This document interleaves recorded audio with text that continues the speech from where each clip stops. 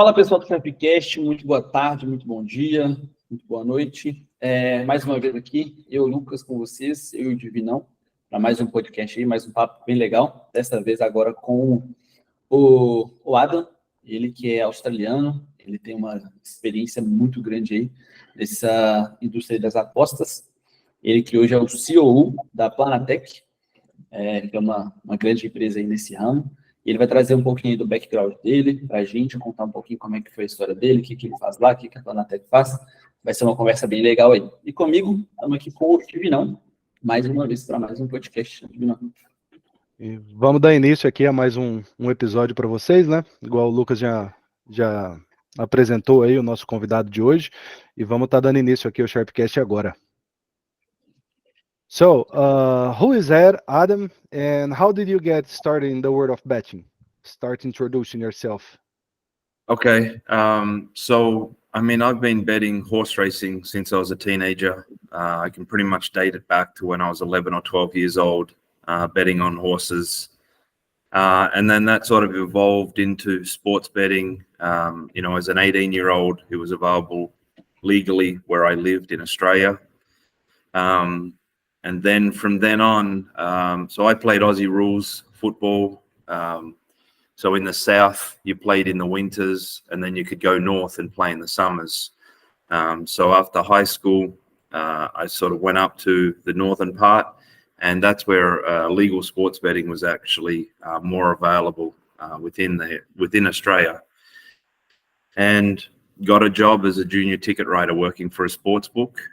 So I sort of had the background of being a gambler, and then sort of went on to the bookmaker side and learned the odds making, the taking of bets and things like that. And then pretty much from there, the evolution was, I got better at understanding the market. I got access to global markets, which in Australia, I was getting odds from the UK on soccer and tennis and boxing. And then on the other side of the world, I was getting odds from Las Vegas on American sports, NBA, NFL, tennis and things like that. And pre-internet, early days of internet, you had to call and get faxes and stuff like that. And then when you got these numbers together, you realized that on opposite sides of the world, they had very different numbers and the information wasn't flowing.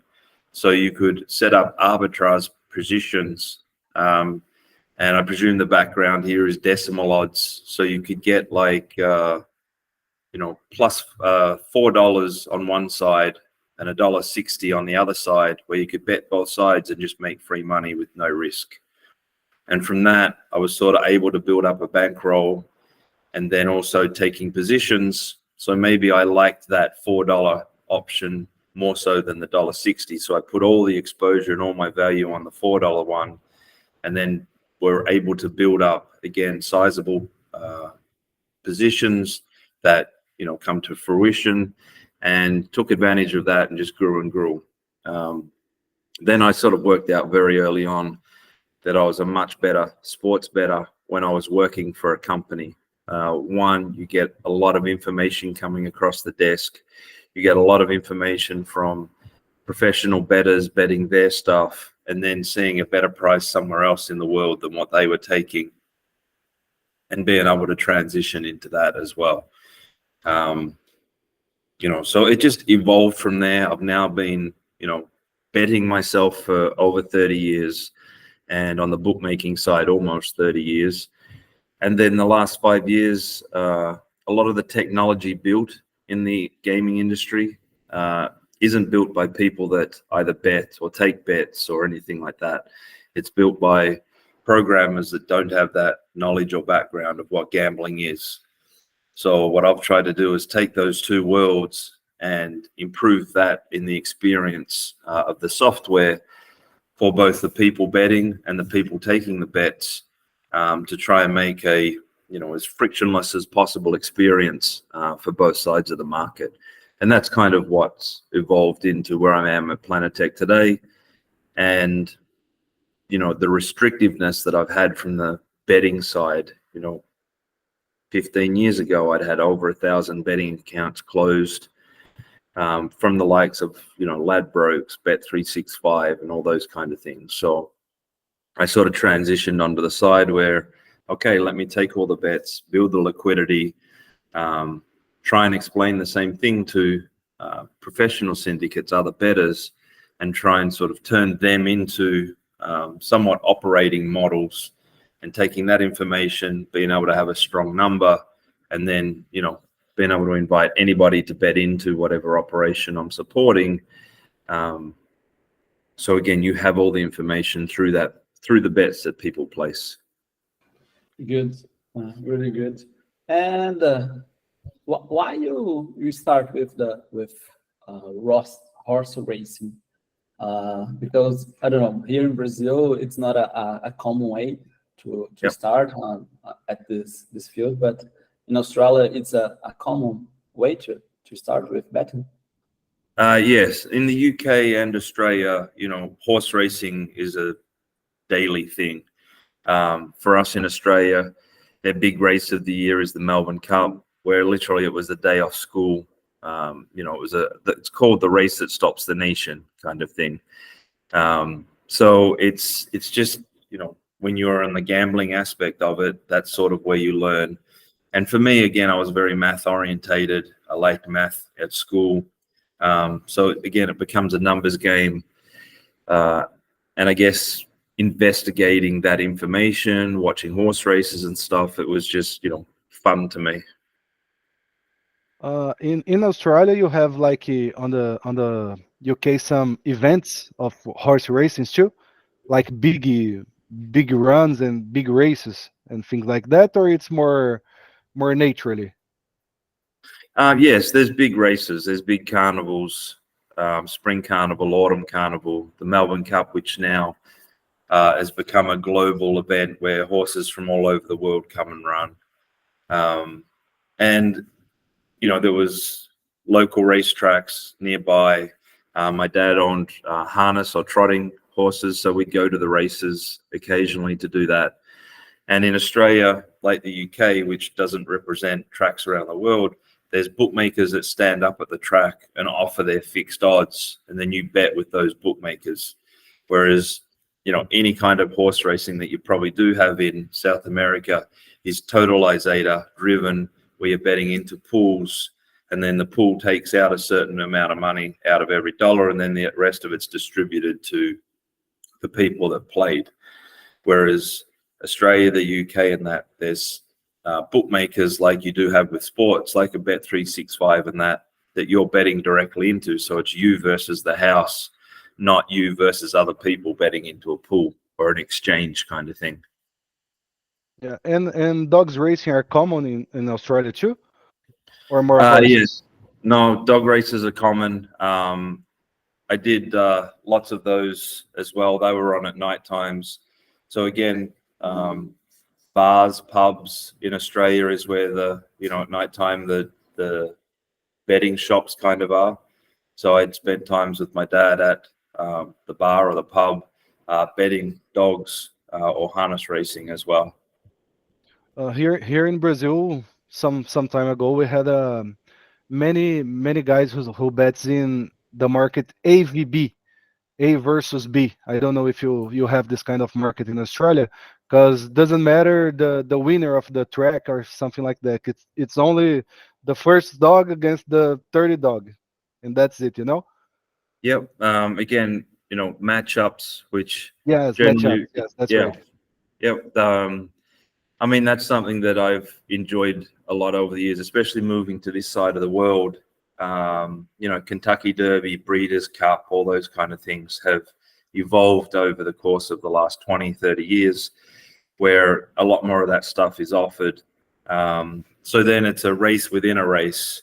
And if you sort of, it's a good example of, some horses go towards the front, or dogs, whatnot, and, they run fast and then they slow down towards the end. And then you have other horses that start slow and they sit at the back of races, but then they finish strongly. So sometimes when bookmakers match up those horses, they're not matching two equal horses in a sense of they have different running styles. So sometimes you can take advantage of that as well, and getting those two horses together. We will talk a little about your approach on this kind of markets, but I wanna start with one question. Is the approach that you use to bet on dogs racing or horse racing are kindly the same, or it's big difference between them? It's somewhat the same. Again, you're always just looking at the value of anything, a soccer game, a football game, a horse race. Ultimately, you're pricing these events up before anyone else does. And then what you're trying to do is see what the market says versus, what your opinion is. So you're always looking to bet those overpriced or those value positions. That's sort of the name of the game. It's a numbers game. And by whether it's a bookmaker or a bettor, the idea is liquidity and volume, and then you're just trying to earn a piece of that as you continue on. So a good example of, the A versus B, ultimately you have to win around 50 to 55% of your wages to try and make money. When you're betting, who'll win Premier League or who'll win the horse race or who'll win any of these kind of things, you don't need to hit that 50%. So I imagine lifetime, I probably win 30% of my bets. But the majority of my bets are, $5, $10, $31, $51, and these kind of things, where I don't need to hit a high rate because I'm betting, larger odds, larger prices on things, and being successful at that. So maybe I, again, only have to win 1 out of every 3 bets, but I'm making a profit. So I think a lot of people get narrowed into, Americans sort of say, I have to hit my 53, 54% to make money. It's not all about that. If you're betting soccer, UFC, things like that, it's a variance based on what are the odds you're betting at. Are you an underdog bettor? Are you a favorite bettor? And at the end of the day, it's just a numbers game. Yes, because as you say on UFC, for example, if you want to bet on the side of the favorite, your price is too low, so your rate will need to be more than 55%. Correct. And generally, I had a rule that I never really took under like $1.65, and I was more of an underdog bettor. I'm looking UFC even. I'm looking for a guy at $2.25, $2.50, $3, $4, looking for an upset versus trying to find $1.50, $1.40 winners. If I do find something like that I think is valuable, then I'll try and do a multiplier or an accumulator and put 2 of them together and try and get it to at least even money. But you'll find, again, when you start putting more than 2, 3, 4 short prices together, one of them always seems to beat you out of that collective win. Yes, that's right. And Adam, you talk a little bit and how you think about betting, right? But to be more specific, not revealing any secret or anything like that, but which kind of approach you use when you are thinking about a model, when you're thinking about to make a bet, you have some approach you prefer, like, I always will look for data, will be a mathematical approach, or I use some subjective ways to one? I'm always very subjective, and a lot of mine, again, after this length of time, a lot of it's intuitive. Again, it's depending whether you're betting pre-game or live. I have access to different models, different opinions, different data, different things like that. So there is stuff that is bet based on other people's models or other data or internal data models that we have versus the market, and things like that. But ultimately, for me, I grew up or started in this business in an era that was a lot easier to win. You know, I had these massive arbitrage oppositions. I was betting across the globe and taking advantage of many things that don't exist anymore. So today when I'm betting again, I'm looking for weak sports books or weak spots where I use a Betfair or a Pinnacle as the source of truth. And then I go and find these other sports books that are more recreational driven and find numbers that they're sleeping on or information that they haven't received yet, and things like that. So, which, you know, for the people that you're presenting to here, I think it's a very broad and open market in South America that hasn't been taken advantage by professionals as yet. So you have a Veterano, you have some of these South American books that a golf, a UFC, some of these lesser niche markets, tennis and that their modeling and their product just isn't as good as a Pinnacle or a BetCris or some of these exchanges where it's professionals doing the market sizing and the seeding. So I think that's kind of the real opportunity for people. And I had this same conversation sort of when I was in Africa recently to people over there of looking at the same way, try and take advantage of these sports books that kick out most professionals.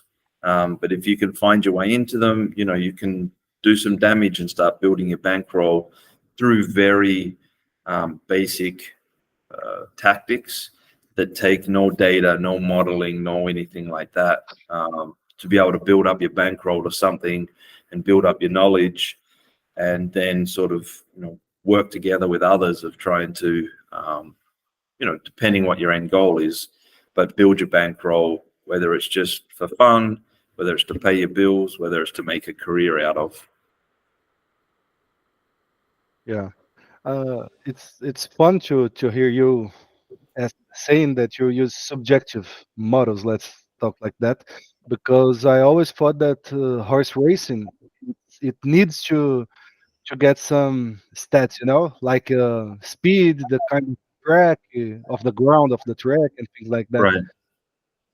No, But you these know, two, right?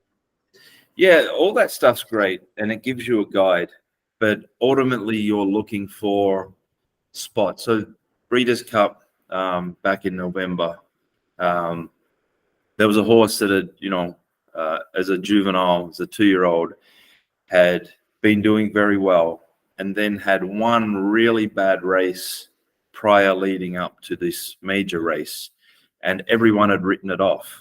And it was, I think it ended up being like 15, 16 to 1. Now, had it not had that previous bad race, it probably would have been 4 or 5 to 1. But so many people just wrote it off. So while you do your market and you look at these things and you price up the race, then when the markets and the odds are released, you know, sometimes quickly things just identify themselves as, okay, I want to be betting on this. Then once you identify something like that, then you go and dig in a little bit deeper as to, okay, why am I looking this? Why is everybody else very different than where I'm at? And ultimately it can come down to 1 or 2 things. And then it's how people weigh those 1 or 2 things can be very different. When no matter what sport it is in the world, horse racing or anything else, you can have, you know, the top 5 gamblers or syndicates or professionals or whatever else betting that same sport, and they'll be on different sides. You know, you can price up a soccer game and you can have one on the draw and one on the home team and one on the away team, because they all look at things differently. They all have different data collected, and, you know, everybody's different and looks at it that way. That's why bookmakers exist, and the ones like us that want that professional and that top level money to guide us on where that number ultimately should be, rather than just trusting the market or trusting the, you know, the most of where the liquidity comes, which is recreational players ultimately. Yes, because if you think about it, if everybody looks for one kind of price only, there's no bookmakers and nothing, right? everybody on the same side, it won't be this line, this spread, and this odds, anything. Yeah, and another aspect of it is the margin that these bettors are looking for. The professionals, some might want a 1% margin, someone might want 2. So some will take a price that others would pass on because it's too tight for them. I was always looking for much bigger edges where I thought I had a 4, 5, 6% edge versus, betting like baseball. Some of these sports are a long grind, and you could eke out, a 1% ROI on, a very big amount over the course of a year, but it's a lot of work. So if you're going to get that liquidity into it and earn your 1%, then there's some value to it. But if you're not putting in that liquidity, then 1% of a lot less isn't that much. So ultimately, it's working. Every individual should look at this differently than, even their friends or their mates or different people that are doing it. Like, what's your objective in this business? What's your objective of gambling? If it's fun and entertainment, then identify how much you're willing to lose and things like that. If it's to arbitrage and look for those different books to play against each other, or find a source of truth to then bet into one book, knowing the market's going to move towards that source of truth to give you that opportunity to middle or arbitrage, then do that. But, there's very rare that everybody's in it for the same reason, apart from making money. But there's 100 different ways to do this, especially in the establishing and the growing markets that you are directing this content to. Is it's in its infancy. See what's around the world. Ultimately, if you can find partners around the world, that helps as well. That's something that I did very wrong, in a sense of I did as much as I could by myself. I didn't go outside my little box. I really kept my betting and everything to just me and what I could get on, versus, you have a cousin or something that's in Europe or Africa have access to some sports books, and you have access to another one in Brazil, and then communicating, okay, my place has this price, you have this price, let's put them together and arbitrage. Or, Pinnacle or BetChris have this price, my sports book's the same. What the hell is yours doing at, +3 instead of pick 'em kind of thing? Let's take a gamble if we trust the source of truth and play into that number that looks off. That's really sort of ultimately, I think, how people should look at this and attack the market depending on what their goals are. So that's where the importance of the networking games, right? Because know a lot of people around the world and change this kind of information, of course, will help you to be profitable in a long run, right? Yeah, and it's much easier today than what it used to be. The transferring of funds, the cryptos, the, communicating across the world on Google Meets and Zooms and all those kind of things. It's just, taking advantage of it, doing your due diligence, because again, if you don't know the person, but you know the person, there's a lot of scamming and shit that happens out there. But ultimately, again, it's trying to build that network of people you trust and believe in that are heading in the same direction, and doing it as a group. Good. How did the Olympic sports, if I pronunciate it right, find you? So I actually found them. It was after the Olympics in Sydney in 2000. I was sitting at home one night and I emailed 150 plus sports books with my resume, my history and whatnot. Within 24, 48 hours, a friend that knew me when I lived in Darwin working for a different sports book asked me if I emailed a sports book in Jamaica. I said, yep, it was one of many. And he did an intro to the owner of the company. Within 3 days, we had a conversation.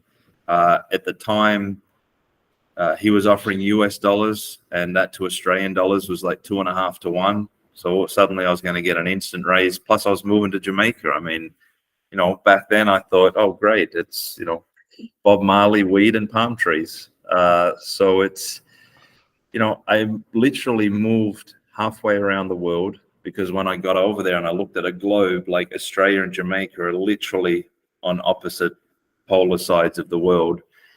And again, that sort of just took that leap of faith and that risk into making a change and traveling halfway around the world. But you used to live in Australia in this time, right? And then you moved. Okay. Yes. So I just turned 24, and I'd lived the previous 24 years in Australia.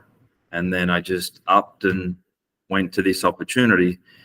And then when I got over there, it opened up a whole new world of sports books. Like there was hundreds and hundreds of sports books on this side of the world that I'd never even heard of. And then I made again the revelation that sports books over there knew nothing about the tennis and the boxing and the Australian sports and the golf. So it opened up a whole new realm of sports books that, I could take advantage of, that didn't really understand other sports on the other side of the world, and were just copying numbers. And then again, early internet days, they were copying numbers that were sometimes a day old. So there'd been movement and it sort of evolved from there. And then I ended up doing 20 years in Jamaica, now have 6 kids. And, so it was a big leap then, and it's just evolved and grown. And you got along for Dallas, or for Jamaica, when you moved to there? Yeah. Just myself. I didn't know the people. It was an intro on a phone, and just packed up and left. And and that was the beginning of a whole nother journey of opening up opportunities that I would have never got had I stayed back where I was. And that's kind of another aspect to it, is it's easy to sort of stay in your comfort zone. And I got very comfortable very quickly. Once I did really well, I moved to Jamaica. I went really strong for a few years, really took opportunities, made a lot of money, and then probably got really comfortable even over that side of the world. And now I'm sort of reinventing myself again multiple times over the course of that 20 years.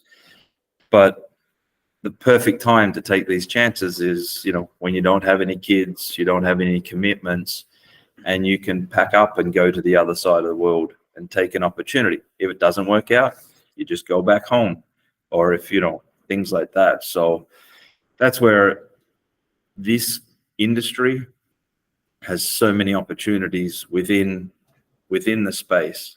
And if you think you want to be a gambler and you want to be a bettor, my first thing would be go work for a sports book.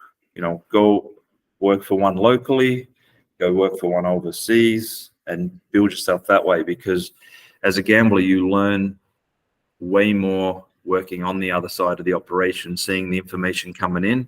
And then maybe that opens up another relationship with a syndicate or a group that you could go and join, because you have some aspects or some information or a model that might be, on the verge of being good. And then you meet other technical smart people that may be able to turn that to a higher level, may have the bankroll to really take advantage of it. And you earning a small part of a big pie may be a hell of a lot more than what you can make as a single individual bettor as well. Yes, and as you said too, if this opportunity it becomes nowadays, let's talk like this, you probably won't need to move to Jamaica, right? You Right, would correct. do everything online, and the same perspective, the whole new world to check. Yep. And the information too. It's too much easier to study and anything like that be on the betting world. Let's talk like this. That's 100% correct. You don't even need to leave your bedroom these days to get the same experiences that I had to fly halfway around the world for. You don't need to leave your bed to do it. On the cell phone, you can everything nowadays. Yep. And what was the work like at Olympic Sports? It's kind of, I don't know, an odd maker, or what do you use to do there? So it was odds making and the bookmaking aspect of it. Again, you know, when I was in Australia, I worked for a company that brought US sports over to that side. So a lot of other companies in Australia weren't doing, they were copying or, you know, doing US sports in a secondary manner. When I moved to this side of the world, then I was doing, you know, all the tennis, the Aussie rules, the rugbies, all the UK, European sports for a US-based facing operator, in a sense of they concentrated on their NBA, the NFL, NHL, MLB, and I did everything else. So it ended up, I worked sort of, you know, in Australia doing US sports, in Jamaica doing Australian and European sports. So I ended up doing about 15 years of night shifts, working on the opposite side of the world to the sports I was concentrating on. But this also gave me advantages because I was working and betting in the dead time zones of local operators. So a lot of my bets were being placed from like 11 p.m. to 6 a.m. when most of the operators back then had one or two people working, and it was their weakest spot. And as I've evolved and sort of done consulting and looked at these other companies, or when I went to Bet Chris to do work, you know, you could walk in and see that the guy working the night shift slept 6 of his 8 hours shift. So that's why you could take so much advantage of betting these numbers in that course of time. And it was the same when, you know, Australia would then go to sleep. I would start betting over there on my US futures or NBA or NFL and things like that. So you look for the weaknesses in the industry and the time zones of the places as well. Again, means a lot of overnights and late nights and getting up early and things like that. But the value of what I got from those opportunities of betting into those weaknesses, you know, was again the foundation of building a bankroll. Nice. Nowadays, maybe it's more hard to do this kind of thing, right? Yeah, Because and that's you have a lot of technologies to correct. to do And that's this. where I sort of pushed that as well. And that's when I said earlier, like, more and more that I look back, and especially doing these podcasts and I get the questions asked, you know, I probably should have taken more advantage of that, you know, mid-90s to 2010, because it was really a, you know, open slather for gamblers that knew what they were doing to really make good money. And then over the last 10, 12 years, you know, a lot of these people we see popping up on Twitter and whatnot that are giving advice, and that, you know, they've sort of been around for, you know, 2, 5, 10 years.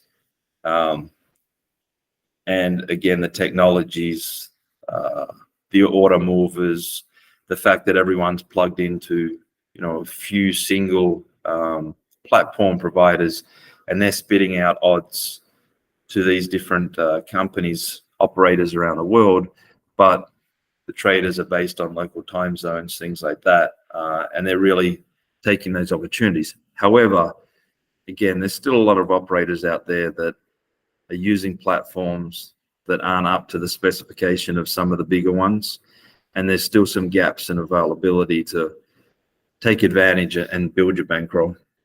Could you explain a little about the work on Plannatech?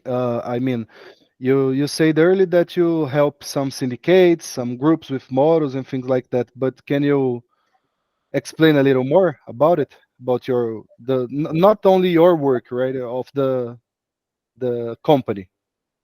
Right. So Plannatech is a platform provider, as in they offer risk management, hosting, UI, everything. So Bet Chris, which is in Latin America and South America, is our biggest client. So for them, again, we offer a lot of the technology aspects of it, the risk management, the odds, the customer profiling. We have in-house models that we've developed, and we use third-party data for the live betting and things like that. So again, that you can offer, you know, live betting's somewhat of a new evolution over the last 5 to 10 years, where now you just have markets up and a lot of markets up the entire length of the game. You know, pre that, it was just you bet the game beforehand, and that was kind of it until the result was done, and then you kept going from there.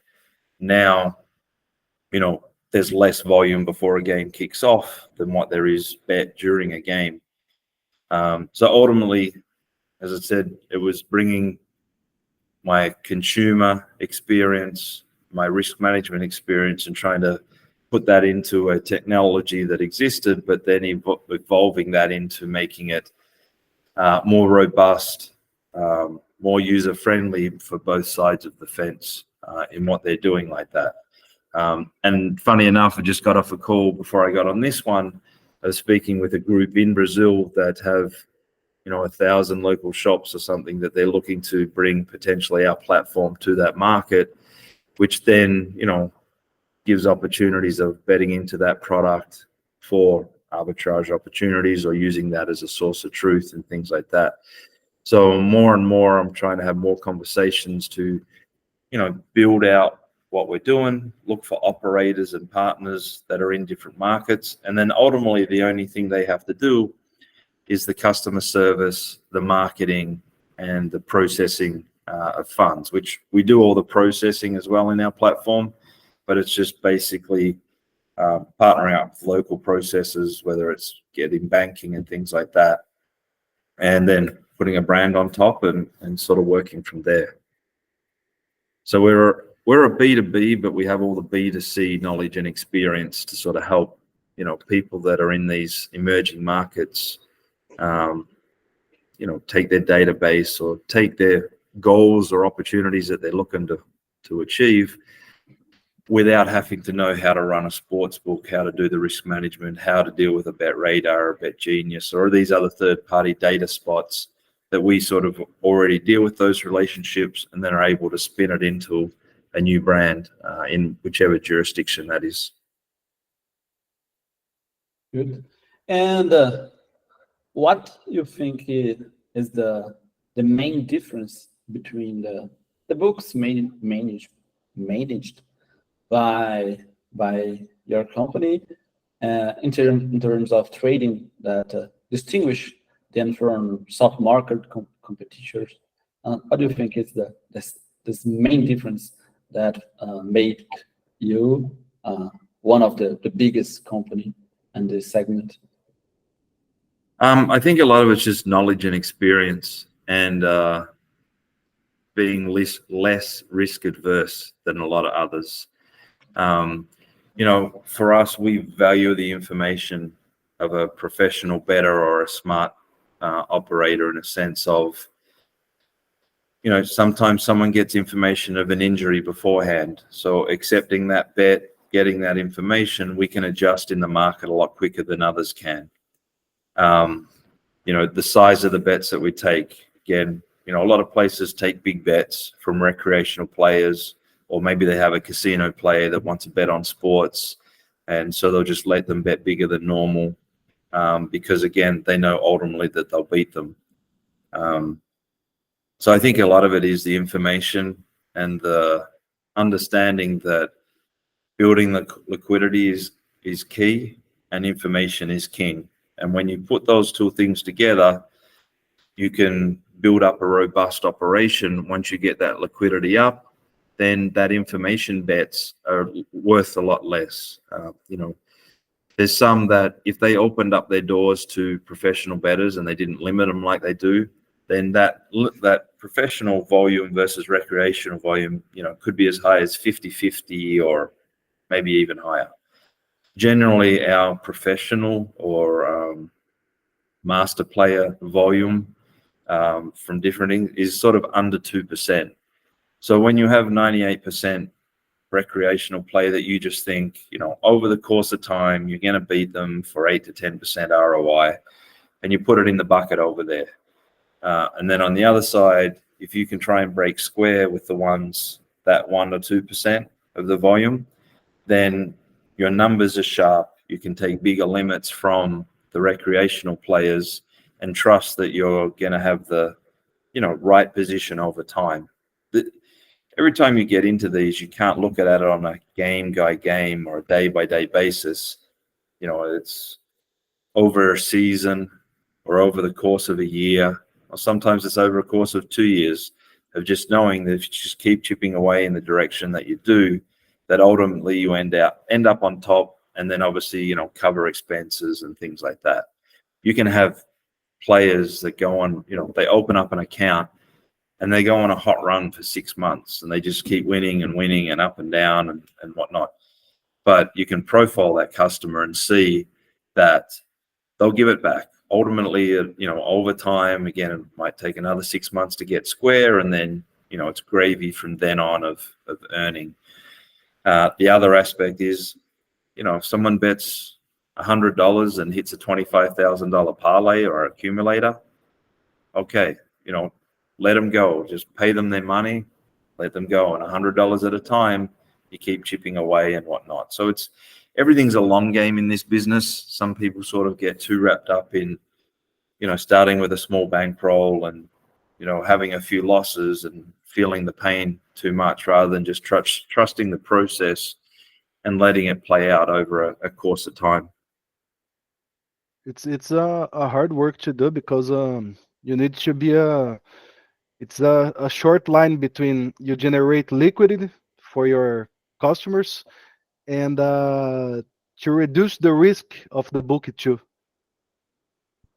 Correct. And a good example of that is I was having conversations on Twitter this week of everybody, they get wrapped up in what the limits are and, you know, the restrictions and stuff like that. Yes, we like to say we'll take big bets, big limits and that.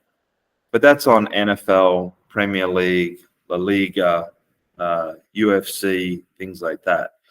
You know, the third division Brazilian soccer league, you know, we might put up for $100 or $200 instead of the thousands that we put up on these other sports. You know, and then if you get into a market and those $100 and $200 build up to 1,000 people betting those amounts, then sure, then you can put them up for 500 or 1,000, or as it gets closer to the game as well, when you know the market's settled and you have to play lineups and things like that, you can, you know, increase your limits along the way. Everything has to be done within reason, and not get too wrapped up in beating your chest or your ego saying, yes, I'm going to take big bets. Sure, on NFL, on NBA, on main card UFC fights versus the undercard, you know, small limits on bull riding and surfing and things like that.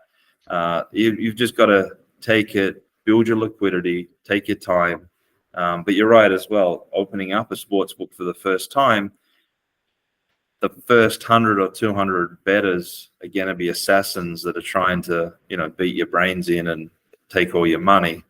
But they also respect that you're going to start with fair and reasonably low limits while you'll build up your brand and build up your business into a spot where you build up liquidities and then you build up the limits.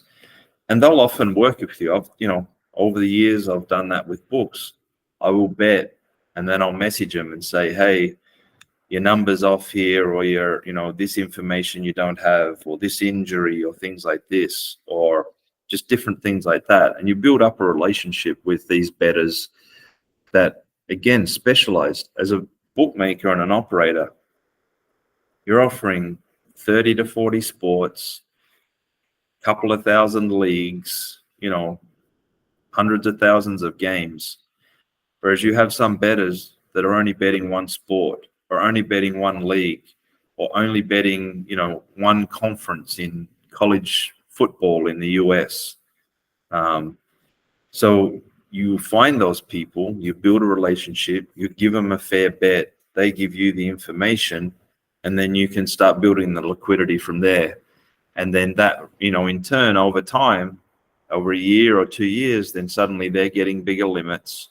You're working better with them, but your liquidity's gone through the roof and your margins are really good because of that information as well. So bookmakers and bettors can work together quite harmoniously as well.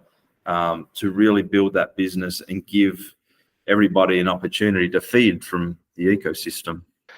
Do you prefer to not restrict the players and profile them to use their information? It's right to say it? Correct. Yes. I don't want to limit or restrict anybody Of course, below. you won't give the customer $10,000 of Brazilian fourth division. Of course, not. That's not what I'm talking about. Correct. The idea is to give everyone fair house limits and for everybody to understand that they're going to get X amount when they place this bet, and advertise that on the bet slip that this is the limit. This is what the limit is. You can bet any amount up to that, and it's going to go straight through and be approved. What so many of the UIs and the betting slips is when you punch that number in, you have no idea what the house limit is or what's going to happen when you process that bet.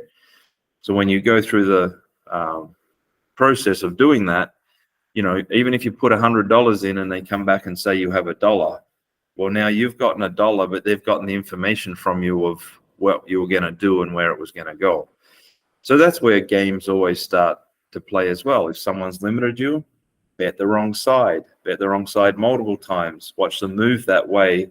And if there's another sports book out there that just copies their number and you've moved them the wrong way for $20 and you can go bet $1,000 on the right way now at a better odds, then they're the other kind of games that you can play to manipulate the books against themselves in those spots as well. Yes, that's right. And as you said, if the customer has a 6-month good run, let's say like that, winning money, and you restrict him, limit him, you are not sure if he's good and you can use his information, or it's only a good run, right? Because you kicked him off. Correct. Yeah, I mean, sometimes you'll never get the opportunity to win back the money you've lost because they're just good player. But yeah, a good example is one company I did consulting for had a player that was purely arbitraging live tennis. And he was arbitraging that company versus Betfair. And he was probably making €500,000 a year just arbitraging live tennis. But he was doing the same on other sports and he was losing on the other sports. So you got some of the money back that way. However, that book could also open up their tennis limits, and they went from, you know, winning, high 6 figures per year to low 7 figures to into 8 figures, and that now because they have a product they trust, they have a person that knocks that line into the right place whenever it's out a little bit. So it's like they're paying them X amount per year to work for them and do that. But on the other side, they've had an opportunity to open the limits. The traders can trust the models and that because, one, you've got the in-house models working, plus you've got someone that's betting into them that's knocking them into line every now and then. And you can just take advantage of opening up that sport to anybody for higher limits and take advantage of that process. And again, that's sort of the name of the game is everyone looks at it as the bookie versus the bettor or this versus that, when ultimately, if you get the ecosystem harmonious enough to flow together, then everyone can eat off it. And, you know, that includes the data providers and the streaming and the operator and the bettors and things like that, for everyone to have that, you know, experience that isn't stressful or a pain in the ass or a headache or anything like that. Because ultimately that's, you know, this thing should be just fun. You know, if you're trying to make money and you're trying to do it, you know, you'll find a lot of impediments and a lot of friction. But ultimately for the rest of them, which is, you know, more than 99%, the idea is they're meant to be able to go in, deposit their money, start clicking buttons, have their bets placed, watch their sport, win or lose, and then go on with their lives. You know, and for the very small percentage of us that are, again, trying to make a living out of it or trying to, build it into something bigger, you're going to have those expectations, and you just sort of chip away at them, overcome them, or you make adjustments, move right, move left, and, see what you can get out of it for ultimately, again, what your purpose is at the end of it all. Yeah, as you mentioned, Betfair. Here in Brazil, we use a lot of Betfair exchange. It's very popular. We don't use it a lot, but the people use. Okay, what's your opinion on the exchange in Betfair? Could you explain a bit about how the real structure of an exchange works? We have some misconceptions, and it would be good for our listeners to know how it works.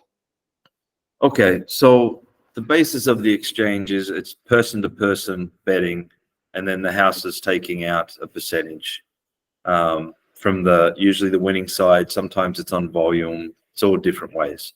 So Betfair 20 plus years ago started out as, maybe 33% bookmakers seeding it, 33% professional seeding it, and 33% recreational players playing into it.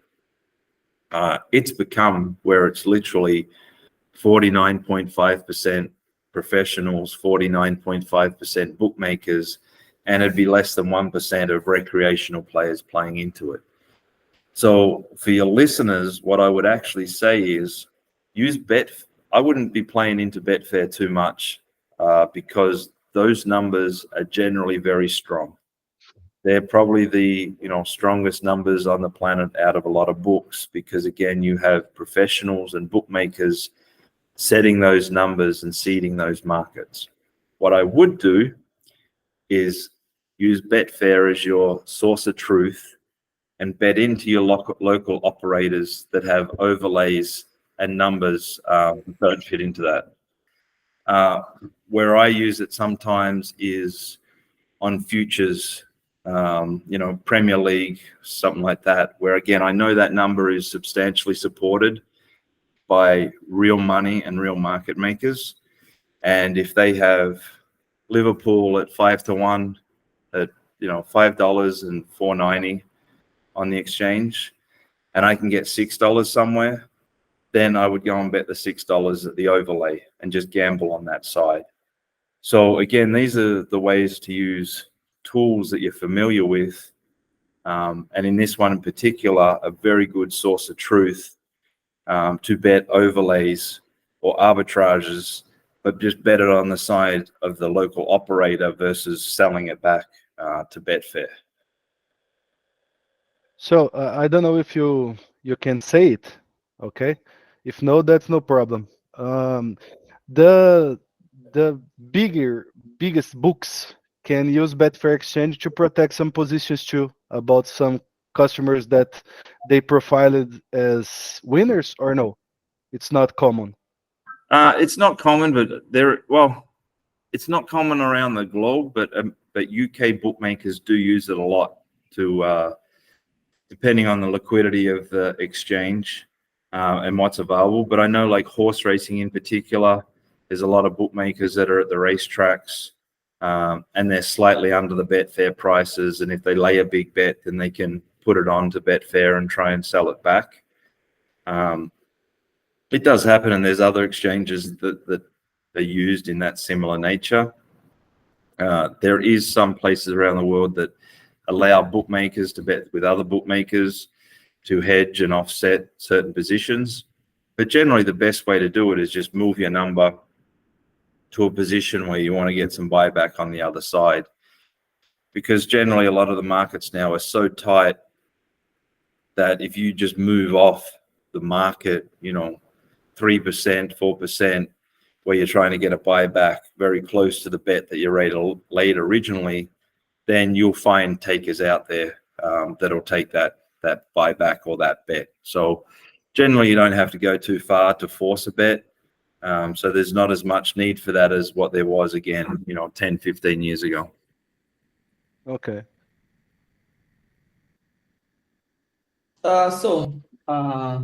Adam, do you believe that there are many bettors around the world who could actually win, to be capable to be profitable in the long term, because the bookmakers and the operators always have the biggest information, the biggest knowledge. So it's hard to beat them. So you think it's possible, and you think you have a lot of people who can do this? A lot of sharps. Okay, so one, there's not a lot of people out there that are making money through sports betting on the whole scale of thing. Again, it's a big world. There's hundreds of millions, billions of people. There's a perception that it's probably higher than what it really is, but really there is not that many that are truly doing it as on a professional level. Our small circles that generally we see, especially on the Twitters and some of those things, you would think there's a lot of people that win. But even the people that say or believe that they are winners, I don't believe that's, as high as what again, the perception can be at times. As for how easy or hard it is, if you're committed and you do the work, you can beat bookmakers. It's not a difficult thing to do if you really hone in on what you're doing, have the discipline, really play a numbers game. Because one thing that you said that I think is a misconception is the bookmakers having all the information and stuff like that. It's individuals out there that collectively, if you took all the people that had information on a tennis or a UFC or a soccer or anything like that and got them all together, they'd have all the information.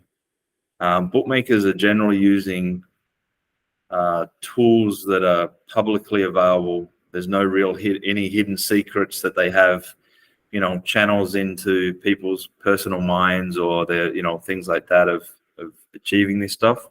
Yes, if they take bets from all the bettors, then they'll be getting information through that channel. But ultimately, it's the bettor that had that information first before the bookmakers did. And then ultimately, a lot of the bookmakers or operators aren't taking bets from all those people as well. So that's sort of the aspect of it. The other difficult aspect side of it that we're seeing is once you get really good and you are making money off certain bookmakers, then they're limiting and shutting you down. So now finding a place to get those bets down or, through different networks or groups or whatever else, that's where ultimately when you become really good is your biggest impediment or difficulty. But then it's also down to, are you trying to make $1,000 a month to have a subsidy to your job and whatnot? Are you trying to make $100,000 a year to support your family, your bills, and just make a living by doing something that you love? Or are you trying to make $1 million a year and, run it up and, build your net worth or your wealth that way? The deeper and the bigger that you're trying to go, the harder it is. If you're really just looking to, again, make a few thousand a month, 10,000 a month by doing it through different channels, spreading it over, the number of sports books, playing into one way, playing into a different, mixing up your losses and wins and things like that, then it's more than achievable. But it's long hours, it's a grinding effort. And you really got to sort of concentrate on a sport you think that and that you enjoy watching, because while all the data is great, generally everyone or a lot of people have the data. For me, it's what you do with that data. And then for me, the initiative aspect of it, of sometimes going against the data on instinct, which, a lot of people would poo-poo on that idea or laugh me out of the room that are really data-driven. But ultimately, I've always said that as good as the models are, I wouldn't ever get rid of sort of the human traders because I think they see a lot that data can't see. especially on individual sports. Again, the UFCs, tennis, golf, some of those things are psychological more so than data driven. So it's, again, trying to take what your goals are and build it in. I think there's a lot of people that say they win that don't actually win. I think there's a lot of people getting limited and kicked out of sports books that should never be limited and kicked out, because ultimately, if it's not this year or next year, maybe it's the year after and the year after that they lose all that money back to you if they are winning initially. Because it's really, really hard to do it sustainably over multiple seasons, multiple years, as sports change, as rules change, and all those kind of things, to continually be a originator or a winner based off your information and your data. But there's other ways, again, to make money in the business through arbitraging, through playing into weak sports books until they're no longer weak sports books, or they kick you out and things like that. And the bookie prices get better every year that passes too. Yeah, I mean, you said about the sports changing and everything. Data and technology and information and Everything. Athletes posting stuff, all these kind of things that used to be very hard information to get to. Again, I always go back to 20 years and 15 years ago where people were having editors and journalists at college, university newspapers to get information from on campus, whereas a lot of these people now are posting it, or people are posting it about someone having an injury or someone not feeling well or someone having a death in the family or someone, all these different information tidbits, which then people have built scraping machines and collators of being able to pull this information to a single source and then using that to alter the betting odds. However, another aspect of where the operators and odds makers aren't as efficient as what a lot of people think is, what is an injury worth? Sometimes back in the day when Kobe would come out, or even LeBron out of an NBA game, they would overestimate the value of that. You take Ronaldo or Messi out of a lineup of their football team. Sometimes, a lot of times when that information come out, the market overreacted. And when the overreaction, so maybe you had multiple opportunities. One, you got the information first, so you could bet into the market. Then the market way overrated the move for what that information was worth. So then you could get on that side before the market moved back, sort of in between where it originated from to the overreaction, and then back settled somewhere in the middle. So being able to gauge or read those aspects and what that information is actually worth can give opportunity as well. Okay. Here in Brazil, it's a fresh news, let's say like that. In this down, they voted, the politicians voted on the betting regulation here in Brazil. In your opinion, as a industry, let's say like that, as a company, what do you think about the impact of a country like Brazil, a big country like that, on the betting industry? Well, I think everybody's sort of been waiting for it for a very long time. Again, working close with Chris, I've heard of the multiple times that it was going to get passed and then didn't get passed, and then was going to get, and then a president would go, and then there was a different change, and then there was corruption, and then there was, it's been like a probably 5+ year journey of getting to these regulations, if not longer. I mean, everyone's sort of been sitting on the sidelines, either operating there, waiting for the legislations to come out, or prepping themselves to go in. I've seen operators in their different numbers, and everyone seems to be doing very well. So I think it's a big market that people are going to generally attack. for me, everywhere, if they ultimately do it right, they put a fair tax regime in place, which some places have gotten that completely wrong. Then they should be able to have a very good, strong ecosystem that's earning back to the government for their taxes and whatnot, within the operators being to make it a feasible and viable operational cost that they need to do. But it's been a country that's, I expect to be impactful. The queue, I believe, again, is very long of people wanting to enter the market, which then gives the bettors a good opportunity again for these operators coming in, offering, sometimes ridiculous bonuses and that to players to take advantage of. So again, it's sort of when they come in, sign up, your mother, your father, your cousins, your dogs, your cats, get them all their bonuses. These are just other ways to build up bankrolls, and take advantage of them as they're coming in the door. And, when they may be a little bit softer and a little bit more generous of letting everybody come in, get those bonuses, get bet boosts and all those kind of things as well. And knowing how to maximize that, whether it's through getting, multiple people together and arbitraging and guaranteeing some of that bonus back, knowing where to use that bonus money in weaker spots in certain markets, depending on the terms and conditions and things like that. But again, I expect as they start reporting numbers, if they do that it'll, grow very fast and it'll become, one of the leading gaming nations in the world as expected. That's because as a bettor, talking like a bettor, right?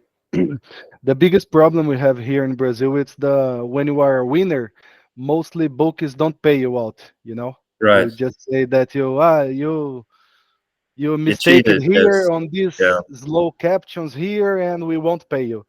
And I guess that will be good for us in this kind of view too.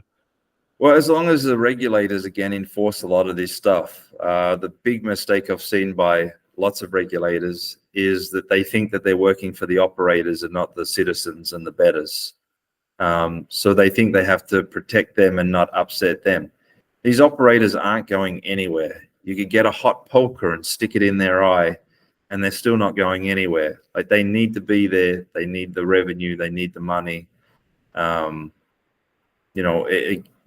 and then the other aspect of it is build the industry. Don't be so wrapped up in enforcement. Yes, you're going to have still gray operators. You're going to have operators that aren't paying their taxes. But if you build the ecosystem and the infrastructure and you make it tax efficient and friendly, concentrate on the growth of the whole thing, and people will gravitate towards places that are easier to deposit and withdraw with, knowing, from the experience you just mentioned, knowing that the regulator has their back in these situations, to be able to get paid and not get screwed over by the operator, because again, the guidelines of operation are there, then the protection's there. So again, it's always a time will tell scenario. And you would just hope that when these situations come up and they go to arbitrage or arbitrary and, to the regulators, that they'll see it in the way that they should see it, if that's the case. Here the book is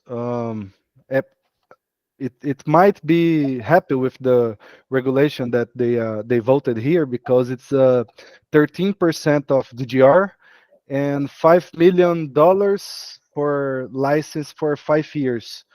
I guess if I'm not wrong, more than 100 books signed to have interest on operating here, with the regulation. Right.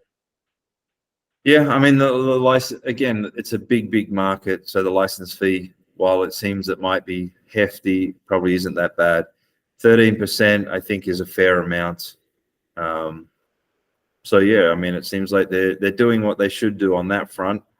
And again, it's a huge economy and people are lining up to get in there. So hopefully they just regulate it correctly. They make it a fair and open market, let in as many that can, that will pay the license fee. And again, it gives the bettors and the gamblers more options and more opportunity to play in different places. The places that really screw it up, I think, are the ones that do these lottery monopolies, or they have a single entity that doesn't have to compete, so then they can just offer a very poor product. The more you get in there, the more they compete, and the more, it's okay for some of them to go broke and go away.